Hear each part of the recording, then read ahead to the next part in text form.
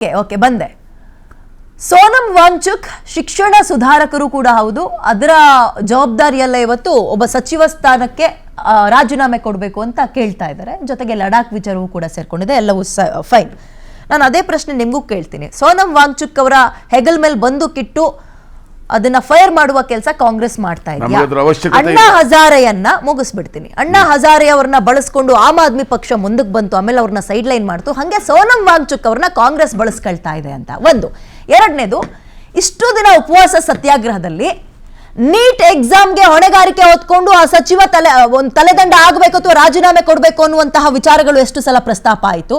ಅದನ್ನು ಬಿಟ್ಟು ಬೇಡವಾಗಿರೋ ವಿಚಾರಗಳು ಎಷ್ಟು ಸಲ ಪ್ರಸ್ತಾಪ ಆಯಿತು ಹೇಳಿ. ನೋಡಿ ಮೇಡಮ್, ಈ ವಿಚಾರದಲ್ಲಿ ರಾಜಕೀಯವನ್ನ ಪಾತ್ರ ಏನು ಈ ಹೋರಾಟ? ಅದನ್ನೇ ಹೇಳ್ತಾ ಇದ್ದೀನಿ. ರಾಜಕೀಯವನ್ನ ಬದಿಗಿಟ್ಟು ಮಾತಾಡೋಣ. ಯಾಕಂದ್ರೆ ರಾಜಕೀಯವಾಗಿ ಮಾತಾಡೋದಕ್ಕೆ ಹಲವಾರು ವಿಚಾರಗಳಿವೆ, ಅಲ್ಲಿ ಮಾತಾಡೋಣ. ಇದು ಮುಖ್ಯವಾಗಿ ಮಕ್ಕಳ ಭವಿಷ್ಯದ ಬಗ್ಗೆ ಯಾರೋ ಒಬ್ಬ ಪುಣ್ಯಾತ್ಮ ವಾಂಗ್ಚುಕನು ಬಂದಿದ್ದಾರೆ. ಆತನ್ನ ನಿಮ್ಗೆ ಯಾವ ತರ ಭಯ ಕಾಡ್ತಾ ಇದೆ ಅಂತ ಹೇಳಿದ್ರೆ, ಏನು ಇವರು ರೈತರ ವಿರುದ್ಧ ಹೋರಾಟ ನಡೆದಾಗ ಆ ತಂದ್ರಲ್ಲ, ಕೃಷಿ ಕಾಯ್ದೆ ವಿರುದ್ಧ ಹೋರಾಟ ನಡೆದಾಗ ಏನು ರಸ್ತೆಯಲ್ಲಿ ಮೊಳೆ ಹೊಡೆದ್ಬಿಟ್ಟು ರೈತರಿಗೆ ಮೊಳೆ ಹೊಡೆದ್ಬಿಟ್ಟು ಬರಬಾರ್ದು ಅಂತ ಮಾಡಿದ್ರಲ್ಲ, ದೊಡ್ಡ ದೊಡ್ಡ ಲಾರಿಗಳನ್ನ ತಂದು ಅದರಲ್ಲಿ ಮರಳು ತುಂಬಿ ಕಲ್ಲುಗಳನ್ನ ತುಂಬಿ ಅಡ್ಡ ನಿಲ್ಸಿದ್ರಲ್ಲ, 700 ಜನ ರೈತರನ್ನ ಬಲಿತಾವಂತಲ್ಲ ಈ ಕೆಟ್ಟ ಸರ್ಕಾರ. ಆ 700 ರೈತರ ಶಾಪ ಇದ್ರೂ ಕೂಡ ನಾಚಿಕೆ ಮಾನ ಮರ್ಯಾದೆ ಏನೂ ಇಲ್ಲ. ಈಗ ವಿದ್ಯಾರ್ಥಿಗಳ ಭವಿಷ್ಯದ ಜೊತೆ ಆಟ ಆಡ ಕೊಟ್ಟಿದ್ದಾರೆ. ಏನ್ರಿ ಮಹಾ ಶಿಕ್ಷಣ ಸಚಿವ ಪ್ರಧಾನ ಕಿತ್ ಬಿಸಾಕ್ರಿ. ಇಲ್ಲಾಂದ್ರೆ ನಿಮ್ಗೆ ಬೇಕೇ ಬೇಕು ಅಂತ ಹೇಳಿದ್ರೆ ನಿಮ್ಮ ಅರಮನೆಯಲ್ಲಿ ನಿಮಗೆ ಅಂಗೈಯಲ್ಲೇ ಇಟ್ಕೋಬೇಕು ಅನ್ನಂಗಿದ್ರೆ ಬೇರೆ ಇಲಾಖೆಗೆ ಕಳಿಸಿ. ನಾಚಿಕೆ ಆಗಲ್ವಾ? ಒಬ್ಬ ವಿದ್ಯಾಮಂತ್ರಿಗೆ ಪೀರಿಯಡ್ ಅಲ್ಲಿ ಮೂರು ಸರಿ ಆಗಿದೆ ಈ ಒಂದು ಪ್ರಶ್ನೆ ಪತ್ರಿಕೆ ಬಯಲು. ಆಮೇಲೆ ಈ ತರ ಹೋರಾಟಗಳು ಮುಂಚೆನೂ ಆಗಿದೆ ಮೇಡಮ್. ಇದೇ ಲಡಾಖಲ್ಲಿ ಅವ್ರೇನ್ ಕೇಳಿದ್ದು, ಲಡಾಖಿನ ಪರಿಸರಕ್ಕೋಸ್ಕರಕ್ಕೆ ಹೋರಾಟ, ನಮಗೊಂದು ರಾಜ್ಯದ ಸ್ಥಾನಮಾನ ಕೊಡಿ. ನಾನು ಮೊನ್ನೆ ಡೆಲ್ಲಿಯಿಂದ ಬಂದಿದ್ದೀನಿ. ಕಾಶ್ಮೀರ ಭವನಕ್ಕೆ ನಾವು ಊಟಕ್ಕೆ ಅಂತ ಹೋದಾಗ ಆ ಕಾಶ್ಮೀರ ಭವನನ ಇಬ್ಬಾಗ ಮಾಡಿದ್ದಾರೆ. ಒಂದು ಕಾಶ್ಮೀರ ಭವನ ಅಂತ ಹಾಕಿ ಅದರ ಮುಂಭಾಗದಲ್ಲಿ ಲಡಾಖ್ ಭವನ ಅಂತ ಮಾಡಿದ್ದಾರೆ. ಇವೆಲ್ಲವನ್ನು ಸಣ್ಣ ಮಾಡ್ತೀರಾ, ಅವ್ರಿಗೊಂದು ರಾಜ್ಯ ಒಂದು ಪ್ರತ್ಯೇಕವಾಗಿ ಕೊಡಿ. ಅವ್ರು ಕೇಳೋದ್ರಲ್ಲಿ ತಪ್ಪೇನಿದೆ? ಆ ಹೋರಾಟದಲ್ಲಿ ಒಂದಾಯ್ತು ಮೇಡಮ್. ಪ್ರಣಾಳಿಕೆಯಲ್ಲಿ ನೀವು ಪ್ರಸ್ತಾಪ ಮಾಡಿದ್ರಲ್ಲ, ನೀವೆಷ್ಟು ಸಲ ಈಡೇರಿಸಿದ್ರಿ? ಎಷ್ಟು ವಿಚಾರವನ್ನ ಈಡೇರಿಸಿದ್ರಿ ಮೇಡಮ್? ಇದು ಯಾವಾಗಿಂದ ಇದ್ದಿರೋದು ಲಡಾಖ್ದು? ಕಾಂಗ್ರೆಸ್ ಪ್ರಣಾಳಿಕೆಯಲ್ಲಿದ್ದ ವಿಚಾರವನ್ನ ಎಷ್ಟು ನೀವು ಈಡೇರಿಸಿದಿರಿ? ಯಾವ ವಿಚಾರವಾಗಿ ಹೇಳ್ತಾ ಇದ್ದೀರಿ? ಗಡಿ ಭಾಗದಲ್ಲಿ ಚೀನಾದ ಆತಂಕ ಇರೋದು ನಿಮ್ಗೂ ಕೂಡ ಗೊತ್ತಿದೆ. ಆಂತರಿಕ ವಿಚಾರವನ್ನ ರಾಜಕೀಯಗೊಳಿಸಿ ದೇಶದ ಭದ್ರತೆಯನ್ನ ನೀವು ರಾಜಕೀಯಗೊಳಿಸೋದು ಅದು ಸೂಕ್ತ ಅಂತ ಅನ್ಸುತ್ತೆ? ನಾವು ರಾಜಕೀಯ ಮಾಡ್ತಾನೆ ಇಲ್ಲ. ನಮ್ಮ ಕಾಲದಲ್ಲಿ ಚೈನಾನ ನಾವು ಬಗ್ಗು ಬಡ್ದಿದ್ವಿ. ಇವ್ರ ಕಾಲದಲ್ಲಿ 2000 ಕಿಲೋಮೀಟರ್ ಆಕ್ರಮಿಸ್ಕೊಂಡು ಕುತ್ಕೊಂಡಿದ್ದಾರೆ. ಅದನ್ನು ಕೇಳೋ ಛಾತಿ ಇಲ್ಲ. ಅಕ್ಸೈ ಚೀನ್ ಬಗ್ಗೆ ಏನ್ ಹೇಳ್ತೀರಾ ಸರ್? ಮೇಡಮ್, ಈಗ ನಾನು ಆಗ್ಲೇ ಹೇಳಿದ್ದೀನಿ, ನಮ್ಮ ಸರ್ಕಾರದಲ್ಲೂ ಕೆಲವೊಂದು ತಪ್ಪುಗಳಾಗಿದ್ರೆ ಖಂಡಿತವಾಗ್ಲೂ ತಪ್ಪೇ. ಇಲ್ಲಿ 2000 ಕಿಲೋಮೀಟರ್ ಚೈನಾ ಆಕ್ರಮಿಸ್ಕೊಂಡಿದ್ರ ಬಗ್ಗೆ ಮಾತಾಡ್ತಾರ? ಯಾರಿಗನ ಧೈರ್ಯ ಇದೆಯಾ? ನಿಜ ಒಪ್ಕೊಳ್ತಾರ? ಒಂದ್ ನಿಮಿಷ ಹೇಳ್ಬಿಡ್ತೀನಿ. ಮುಂಚೆ ಕೂಡ ಆಯ್ತು. ಶ್ರೀಮತಿ ಇಂದಿರಾ ಗಾಂಧಿ ಅವರು ಪ್ರಧಾನಮಂತ್ರಿಗೆ ಆಗಿದ್ದಾಗ ಆಗಲೂ ಕೂಡ ಇಲ್ಲಿ ಈ ತರ ನಡೀತು. ಸ್ವತಃ ಪ್ರಧಾನಮಂತ್ರಿಗಳ ಇಂದಿರಾ ಗಾಂಧಿ ಅವರೇ ಹೋಗ್ಬಿಟ್ಟು ಮುಷ್ಕರ ಹತ್ರ ಮಾತಾಡಿ ಅವರಿಗೆ ಜ್ಯೂಸ್ ಕೊಟ್ಟು ಅದನ್ನ ಅಂತ್ಯಗೊಳಿಸಿದ್ರು. ಅದಾದ ನಂತರ ಮನಮೋಹನ್ ಸಿಂಗ್ ಕಾಲದಲ್ಲಿ ಇವರೇನು ಅಣ್ಣಾ ಹಜಾರೆ ಅವ್ರದ್ದು ಹೇಳ್ತಾರಲ್ಲ, ಮಾಜಿ ರಾಷ್ಟ್ರಪತಿ ಪ್ರಣಬ್ ಮುಖರ್ಜಿ ಅವರ ನೇತೃತ್ವದಲ್ಲಿ ನಮ್ಮ ಪ್ರಧಾನಿಗಾಗಿದ್ದಂತ ದಿವಂಗತ ಮನಮೋಹನ್ ಸಿಂಗ್ ಅವರು 5 ಜನರ ತಂಡವನ್ನ ಕಳಿಸ್ಕೊಟ್ಟು ಅವರು ಮಾತಾಡಿ ನಿವೇಶನವನ್ನು ಅಂತ್ಯಗೊಳಿಸಿದ್ರು. ಇವೆಲ್ಲವನ್ನು ನೋಡಿ ಕೂಡ ನಿಮಗೆ ಏನು ನಾಚಿಕೆ ಆಗ್ತಾ ಇಲ್ವಾ? ಆತನ ಒಬ್ಬ ಹೈಜಾಕ್ ಮಾಡಿದ್ದಾರೆ. ಅವ್ರು ಯಾವ ರೀತಿ ಅದನ್ನ ಆಸ್ಪತ್ರೆಗೆ ಸೇರಿಸಿದ್ರು, ಎಲ್ಲ ಬಿಳಿ ಬಟ್ಟೆಗಳು ಕಟ್ಬಿಟ್ಟು ಕಣ್ಣು ಕಾಣಿಸಿರೋ ರೀತಿಯಲ್ಲಿ ಆತನ ಒಂದು ಕಿಡ್ನಾಪ್ ಮಾಡ್ಕೊಂಡು ಹೋಗ್ತಾರಲ್ಲ, ಆ ರೀತಿ ತಗೊಂಡೋಗ ಸೋನಂ ವಾಂಗ್ಚುಕ್ ಅವ್ರ ಪಕ್ಕದಲ್ಲೇ ಒಂದು ಚೇರ್ ಹಾಕೊಂಡು ಪ್ರೊಟೆಸ್ಟ್ ಮಾಡಕ್ ನಿಮಗೆ ಏನ್ ಸರ್ ಸಂಬಂಧನೇ ಇಲ್ಲ? ಮನುಷ್ಯ ಬಂದು ಮಕ್ಕಳ ವಿದ್ಯಾಭ್ಯಾಸಕ್ಕೆ ಮಾಡಿದ್ರೆ ಕಾಂಗ್ರೆಸ್ ಕೇಳಿ, ನಾವ್ ಎಂಟ್ರಿ ಆಗದೆ ಇದ್ರು ಹೇಳ್ತಾರೆ ರಾಜಕೀಯ ಪ್ರೇರಿತ.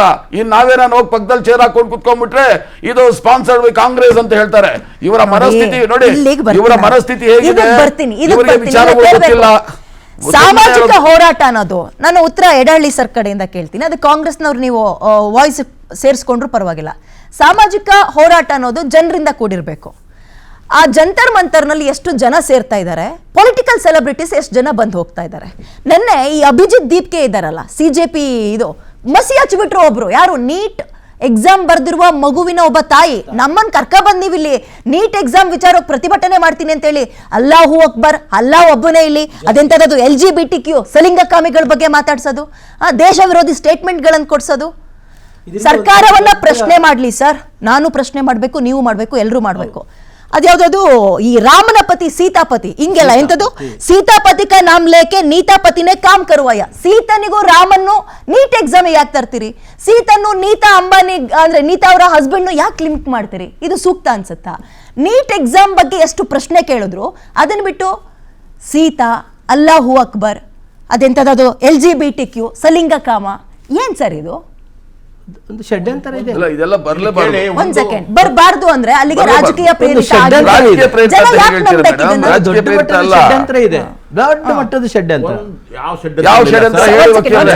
ದಯಮಾಡಿ ಹೇಳಿ. ನೀವು ಆಗ್ಲೇ ಷಡ್ಯಂತ್ರ ಇದೆ ಅಂತ ಆಸ್ಪದ ಯಾಕೆ ಮಾಡ್ಕೊಡ್ತಾ ಇದ್ರಿ? ಹೋಗ್ ಕೇಳಕ್ ಏನ್ ದಾಡಿ ಬಿಜೆಪಿಗೆ? ಅಬ್ಸಲ್ಯೂಟ್ಲಿ 21 ದಿನ ಒಬ್ಬ ಉಪವಾಸ ಸತ್ಯಾಗ್ರಹವನ್ನ ಮಾಡ್ತಾ ಇದ್ದಾರೆ ರೀ. ಎಲ್ಲ ಏನ್ ಮಾತಾಡ್ತಾ ಇದಾರೆ ಗೊತ್ತಾ? ಅಂತ ಬ್ರಿಟಿಷರೇ ಉಪವಾಸಕ್ಕೆ ಮಣದ್ ಬಿಟ್ರು, ಈ ಬಿಜೆಪಿಗೆ ಆಗ್ತಾ ಇಲ್ವಲ್ಲ, ಇನ್ನೆಂತ ಮೊಂಡು ಸರ್ಕಾರ ಅಂತ ಕೇಳ್ತಾ ಇದ್ದಾರೆ. ಅಬ್ಸಲ್ಯೂಟ್ಲಿ ವಿದ್ಯಾ, ತಾವು ಕೇಳ್ತಾ ಇರೋದು ಸರಿ ಇದೆ. ಈ ವಾಂಗ್ಚುಕ್ ಕೂಡ ಅವರು ಸಂವಿಧಾನಾತ್ಮಕವಾಗಿ ಮಾಡ್ತಾ ಇದ್ದಾರೆ. ಅದು ನಮ್ದು ಯಾವುದೇ ಕೂಡ ರೆಸ್ಪೆಕ್ಟ್ ಮಾಡಬೇಕು. ಸರ್ಕಾರ ಕೂಡ ಅದಕ್ಕೆ ಜವಾಬ್ದಾರಿ ಹೊತ್ಕೋಬೇಕು. ಸಾಧ್ಯವಾದರೆ ಏನು ಶಿಕ್ಷಣ ಸಚಿವರು ಕೂಡ ಏನು ಮಾಡಬೇಕು ಅದು ಮಾಡಬೇಕು.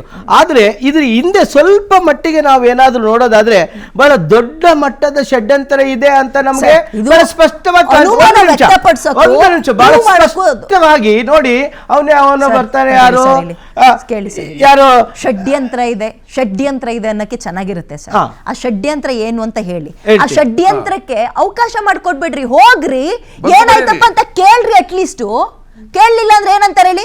ದಿಮಾಕ ಅಷ್ಟು ದರ್ಪನ ಅಧಿಕಾರಕ್ಕೆ ಬಂದ್ಬಿಟ್ಟಿವಿ, ನಮ್ಮನ್ನ ಯಾರು ಏನು ಕೇಳಕ್ಕಾಗಲ್ಲ ಅಂತ. ಈ ಪ್ರಶ್ನೆಗೆಲ್ಲ ಉತ್ತರ ಕೊಡೋದಕ್ಕೆ ನಾನು ಬಿಜೆಪಿಯ ವಕ್ತಾರ ಅಲ್ಲ, ನಂಬರ್ 1. ಸೊ ಒಂದು ವಕೀಲರಾಗಿ ತುಂಬಾ ಸುಲಭವಾಗಿ ಈ ವಿಚಾರದಲ್ಲಿ ಹೇಳ್ಬೋದು ಸರ್.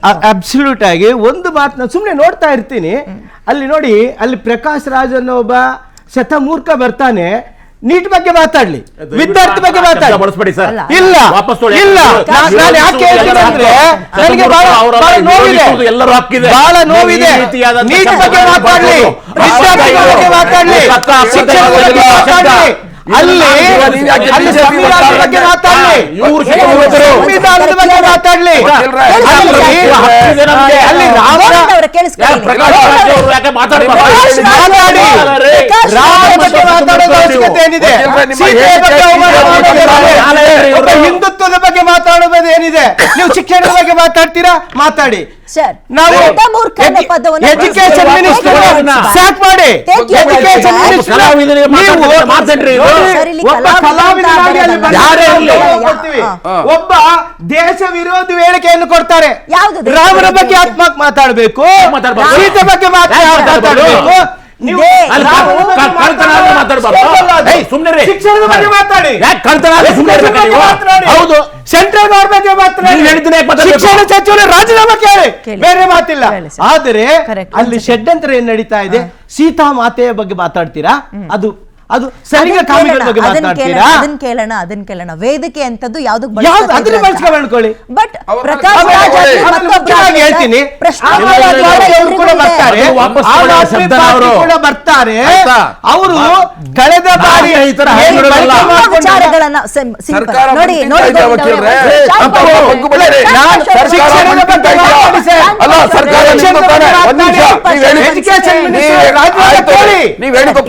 ನನ್ನ ಮಾತು ಕೇಳಿ.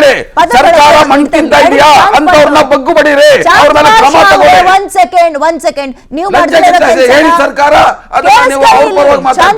ನೀವುಗಳಿಗೆ ಮಾಡ್ದಲ್ಲಿರೋ ಕೆಲಸವನ್ನ ಯಾರು ಸೋನಂ ವಾಂಗ್ಚುಕ್ ಅಂತ ಬಂದ್ ಮಾಡ್ತಾ ಇದಾರೆ. ಯಾರಾದ್ರೂ ಮಾಡಲೇಬೇಕಾಗಿತ್ತು.